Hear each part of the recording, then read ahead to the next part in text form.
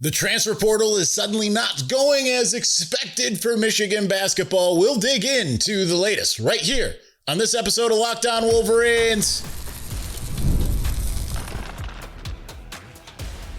You are Locked On Wolverines, your daily podcast on the Michigan Wolverines, part of the Locked On Podcast Network, your team every day. Happy Monday. We are back and doing it. Locked On Wolverines podcast, part of the Locked On Podcast Network, now the #1 sports podcast network. I'm your man on the ground, Isaiah Holt, publisher of Wolverines Wire through USA Today Sports Media Group. Today's episode is brought to you by FanDuel. Right now, new customers can bet just $5 and get $250 in bonus bets. If your first bet wins, head to FanDuel.com to get started.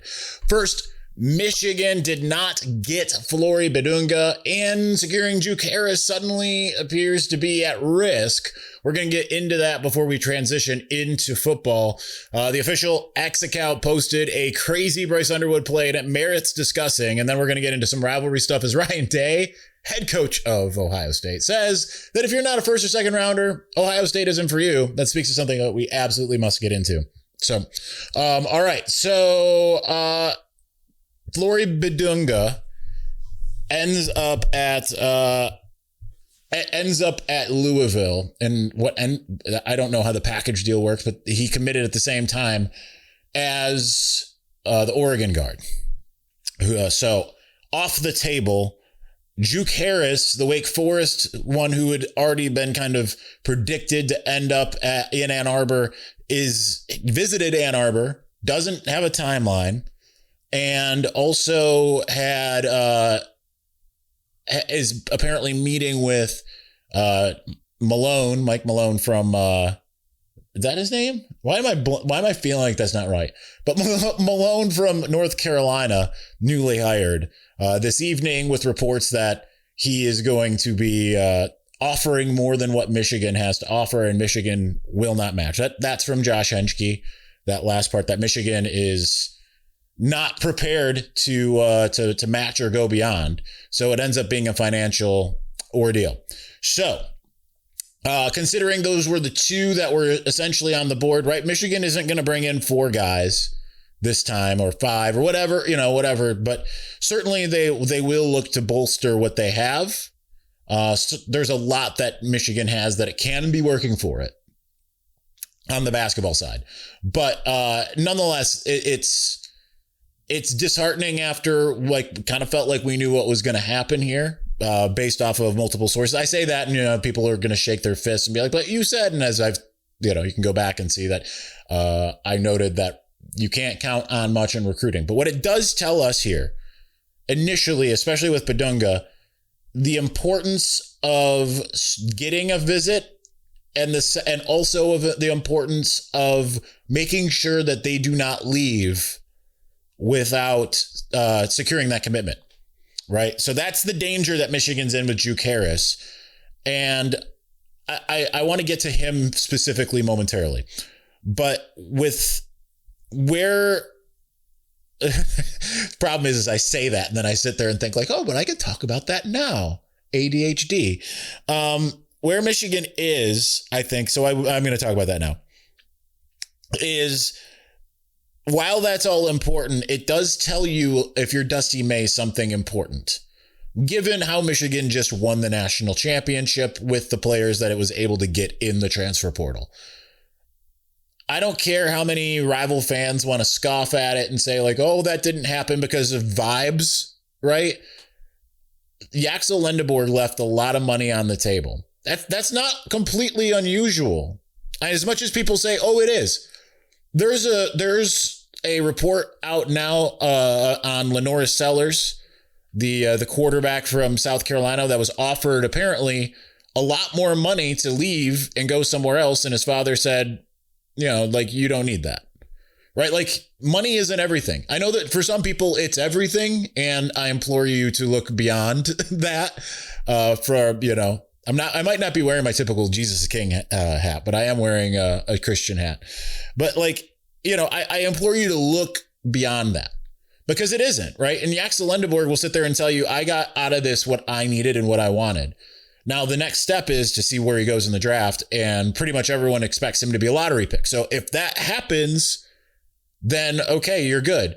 This is where maybe the timing kind of sucks for Dusty May, because if Yaxel ended up being a lottery pick, you know, he doesn't have time to work on that and be like, look, I just made him into a lottery pick. Now you can say like, yeah, we are turning him into that. But like, until he actually goes through the combine and the draft all the way into June here, it won't be like a something that he can absolutely say with certainty.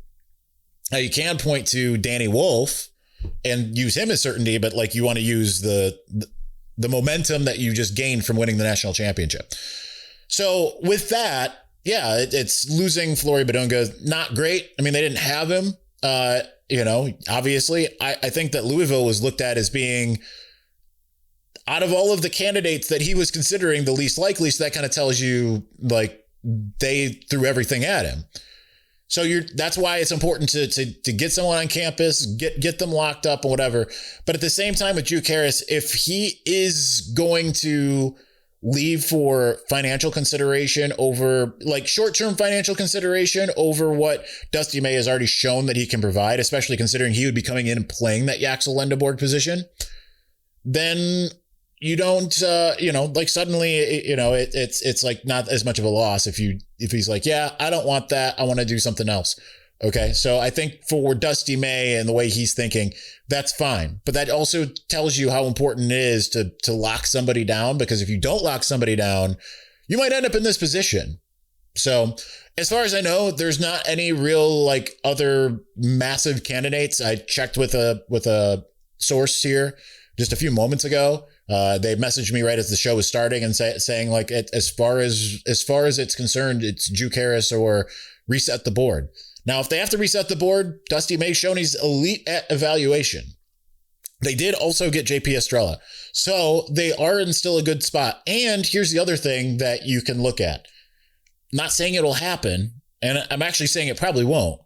But like, if they look at everything and at this stage with how everything is at the moment, right? Like, Adai Mara has not hired an agent.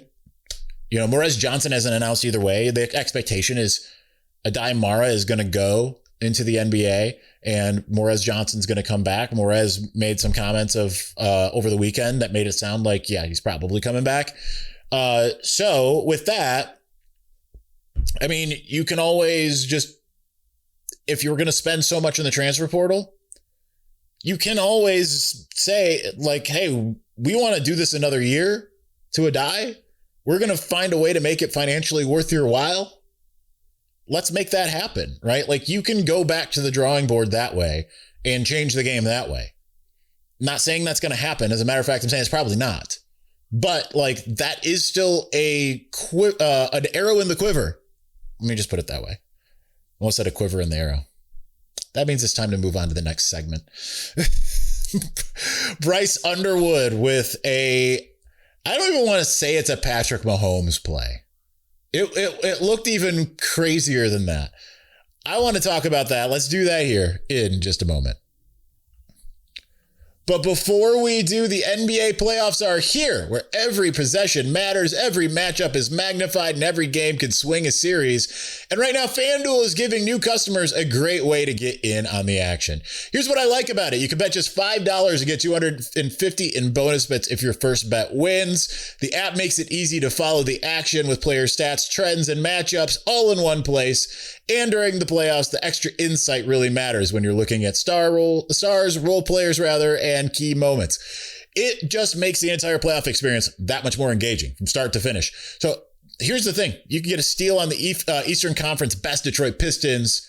Go right now. Take them for $1,900 plus 1,900. I don't know how to read today.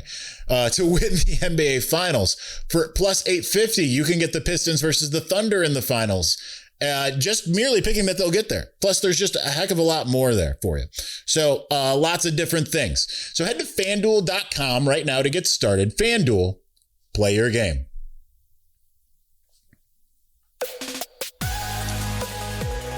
Get Locked On Wolverines ad-free with the Everydayer Club, plus members-only Discord access. Join at lockedonwolverines.supercast.com. All right, so I'm going to address this before we move to the Bryce Underwood thing, because people always question the wardrobe. If you want to know what my shirt is, it is Princess Donut riding Mongo. If you don't know what that is, look to the books behind me, Dungeon Crawler Carl. Highly recommend the series. All right, now that that's out of the way, before the comments get to be a whole thing, Bryce Underwood was pictured with a behind-the-back pass to Jamie French in a scrimmage that took place at the Big House over the weekend in a video shared this morning by Michigan. It is absolutely taking social media by storm. Most of the national people are jaw agape. You've got the rivals who are somehow making it into like he can't play. Logic does not make any sense to me, but whatever. That's how they do, illogical, just pure hate, just a bunch of Emperor Palpatines over there. They're letting the hate flow through them. But I have a different take on this. I shared it in the Everydayer Club, and I'm going to share it a little bit. I'm going to expound upon it here because it was really just like 3 sentences or 2 sentences here. Number one, I love to see it because it's letting Bryce be Bryce. But I also hope, because it was a play that, like, let's expound upon it all the way. It was a play that clearly had broken down, not a design play, and Bryce made something of it. Okay, good. He gets to about the line of scrimmage, tosses it behind his back. Yeah, probably not, my guy. That's kind of how I take it. Now, if that happens in a game and it works, to me, that's one of those, and not to sound like Sharon Moore, but that is very much one of those, hey, that was really cool what you did. Don't ever do that again. It's like how Sharon talked about the block that he made on the Justice Haynes play, which was absolutely necessary for Haynes to score that touchdown. But like, you also don't want your quarterback doing that. I would also say that probably of Bryce, but I'm also of two minds. I am also hypocritical here. Because at the same time, like, I do want to see Bryce be Bryce. If he's got that in his repertoire, like, I absolutely want to see him go and make that type of play. Because that's like that, again, that's a Patrick Mahomes style play or a Matthew Stafford style play. Matthew Stafford doesn't get enough credit for that, but I think he's kind of become a little bit persona non grata here due to the way he's talked about, or more so, Kelly Stafford has talked about Detroit in a lot of ways after leaving. But nonetheless, I think that, like, I do want to see Bryce be Bryce. And if he makes that type of play, and we couldn't see what the defenders look like in this, like, kind of head-on angle that they had, right? Like, we didn't get an overhead. This wasn't an all 22. I also, like, if it's like there's no risk of, if like that was the only way he could get the ball out, and there was no risk of interception or anything like that, fine. But, like, I want to see the basics more so mastered before we start getting into the Harlem Globetrotters. Now, I want to see the Harlem Globetrotters, but I want to see the basics mastered first, is kind of what I'm saying. I don't want there to be like, yeah, man, he made this one insanely incredible play, but he had 4 or 5 boneheaded ones. And that comes with time, right? Like, I think, like, we put a lot on Bryce's shoulders in a lot of ways. Because at this time in 2022, JJ McCarthy was injured in spring ball. So he wasn't participating at all. It was just Cade McNamara and, a few others. But once we got to fall camp, there was a reason why, if you went back to 2022 shows, I was more campaigning on Cade McNamara over JJ. And the reason why was because multiple people who were seeing practice all told me the exact same thing of, like, Cade is steadily making plays. He looks like he's taken it a step up from where he was and is doing even better than he did in 2021. Whereas JJ, for every 2 amazing plays he makes, then he makes like an insanely stupid one. Now, what ended up happening was you got to the games and that didn't end up happening that way. And JJ ended up not only not making those stupid mistakes, Cade looked like he couldn't do anything. So sometimes there is a State Street, Main Street difference. But at the same time, like, I want to just see Bryce not be a game manager. I want him to be Bryce, but within certain kinds of confines that don't require just pure insanity for the sake of like looking great, because he can do everything that he is capable of without that. That said, I'm not mad about it. I just don't want everyone's expectations to be like that is what we need to see on a weekly basis. No, we don't. I'd be fine if we never saw that again. But at the same time, like I just want to see a dude that it can go out there and just ball out without necessarily having all the tricks and all that. Now, if it's just improvisation and it works, cool. The reason why I say this is because I remember the Purdue game where he tried to make something like that, not exactly that play, but like in that same spot, tried to make something happen, turned the ball over, and Michigan was staring down, instead of like a lead that was starting to get away from Purdue, they're staring down the eyes of, this is a little uncomfortable suddenly. So master the things that are going to work best before you start to have improvisation that looks cool in a spring practice scenario, maybe not so much in a game. That's just my thoughts. All right, so we are going to move on. Ryan Day had some things to say. It's getting roundly mocked, and I think that's a good way to look at it. Roundly mock it. We're going to get to it though here in just a moment. But before we do, it's tax time. But for a lot of us, the old way of doing taxes is a lot. Trying to book an appointment that's not the most convenient, sitting in a waiting room with a stack of papers, emailing back and forth and wondering if they really get your situation. But this year, you're getting a major upgrade. Intuit TurboTax now has in-person locations nationwide. You can meet face-to-face with a real tax expert, and your documents get uploaded straight to your TurboTax app on the spot. And just like that, you're done. Your TurboTax expert works to get you every dollar you deserve while you get real-time notifications as you go about your day. It's the relief of walking in and meeting a real person and walking out knowing your taxes are being handled right. Head to TurboTax.com/local to find a store near you and book your appointment.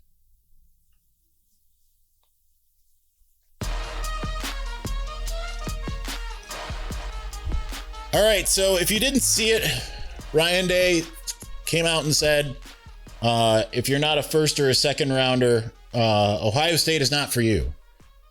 And I get it. He's talking about like the expectations of what Ohio State is. And I mean, that's to some degree, it's fair. Ohio State is the one program in all of college football that has not fallen off at all in 60 years. Maybe a year, maybe two, but generally it's I mean, if the college football playoff was a thing, I don't know. I'd have to look back, but if it was a thing all the way back to late 1950s at the beginning of Woody Hayes, I'd venture that in the 60 some years that almost 70 years of Ohio State football, they probably would have gone to the playoff about 45 times. So like they are the one team that hasn't fallen off. And it'd just be a smattering of like, yeah, they couldn't get it done for a year or two, and then they were right back in it. So I get it. They have high expectations there. Here's why I think it's stupid. Because what he's telling vis-a-vis the recruiting that they've had since he's been in charge. I mean, it specifically since he's been in charge, because Urban Meyer was a very good recruiter, but like Ryan Day took it to a completely different level. They had like 6 5-stars in one class. It hasn't been that every year, but like it's been at a different level since then, right? Like since Urban was getting them consistently like 2, 3, 5-stars a class, but like he didn't necessarily need them to be able to do what he did. But what Ryan Day is also trying to tell you here is that we are not a developmental program in any way, shape, or form. And before you start to, if you're in a Buckeye and you're watching or listening to this, I'm going to give you I've got 3 lines here on my teleprompter. I'm going to read these to you, and it's going to prove my point. Since Ryan Day took over in 2019, so he is responsible for the classes or for the drafts that happened in 2020 forward. Since then, there have been 14 first rounders, 7 second rounders total in those first 2 rounds since then. At the same time, in that same period, he has recruited exactly 19 5-stars. So two more players have been drafted in the first and second rounds. Then he has recruited 5-stars in that same period of time, not including this upcoming class, right? Now, of course, some of these will matriculate through Ohio State and, not everyone's left. But I mean, when you are putting an even amount of players into the first and second rounds of the NFL draft, as you are the 5-stars you accumulate, if nothing else, you are sitting pat. Now, I say this and understand that Michigan has failed in some ways with this particular conundrum. 5-star development shouldn't require a lot of development, right? Like the expectation, and this is kind of the point of being a 5-star, is if you are a 5-star, you should be a first-round pick. Again, Ohio State has 19 5-stars in that period and 14 first-round picks in that period. So clearly, like, they're not getting the most out. Again, Michigan's had its share, right? Like, Aubrey Solomon, he was only at Michigan for 1 or 2 years. Think 2? Maybe it was just 1 year. Donovan Peoples-Jones, they've had all those types of guys that came in as 5-stars, weren't first-round picks, but they've also had like a Jabril Peppers and, J.J. McCarthy and Rashawn Gary, guys who did get drafted in the first round. But like, Michigan's also been a lot better at, like, a lot of the first-round guys that they've put out there have not been 5-stars. And they tend to, like, this year's not going to be one of those years. They're likely not going to have a first-round pick this season or this draft. But like the last several, like, you can look and see, like, yeah, they've had some 5-stars. Like Mozzie Smith wasn't a 5-star. Kwity Paye wasn't a 5-star, right? Like, they've had guys go, in the first and second round. Luke Schoonmaker was a 3-star and he was a second rounder. So what Ryan Day is saying to you is, we want you at Ohio State, if you come in already with the talent that would already assume that you're going to be a first or second rounder. So if you're not that, the chances of us developing you are small, essentially. Let me see if I close the window, because now suddenly I'm like, man, I really want to see this. So I was doing something different. Why is it that doesn't show up in the history? That's what's sometimes frustrating. Because it's like, okay, I recently closed, and then it's like, yeah, no, it's not even going to be there. Okay. Like, I want to just look real quick before we close out at some of the names that Ohio State's had come through and where they ended up going in the draft. Okay. So last year they had 4 5-stars, 4 first-round picks. And they were all 4-stars, I believe. So, okay, fine. Some development. Marvin Harrison the year before was a 5-star. He was the only first-round pick. C.J. Stroud and Paris Johnson and Jackson Smith at Jigba. And Jigba was a high 4-star, but C.J. Stroud and Paris Johnson were 5-stars. Garrett Wilson and Chris Olave the year beforehand. Wilson was a 5-star. Olave was not. Justin Fields the year before was a 5-star. And he was a transfer. He wasn't even a recruit. Chase Young, Jeff Okuda, and Damon Arnett the year before. J.K. Dobbins. I think 3 of the 4 of those were 5-stars. I could be wrong on that one. I'm just going off of memory. So that goes back. That's not a great track record in terms, it's like a track record of at least like, hey, you came in talented. You came in really good. And we kept you there. Good work. And this is why it matters. Because Kyle Whittingham is shown not necessarily a proclivity of like, man, we just throw a ton of guys in the league, but he shows a proclivity to really improve guys. The thing is he's been used to getting more so 3 stars and turning them into those potential NFL guys. And now he's going to be working more with 4 stars and 5 stars. So it's going to be a different deal if he can work with that. So, yeah, I just think it's a really interesting comparison of how each program kind of works here. And you know what, like, more power to Ohio State in the way that they kind of operate.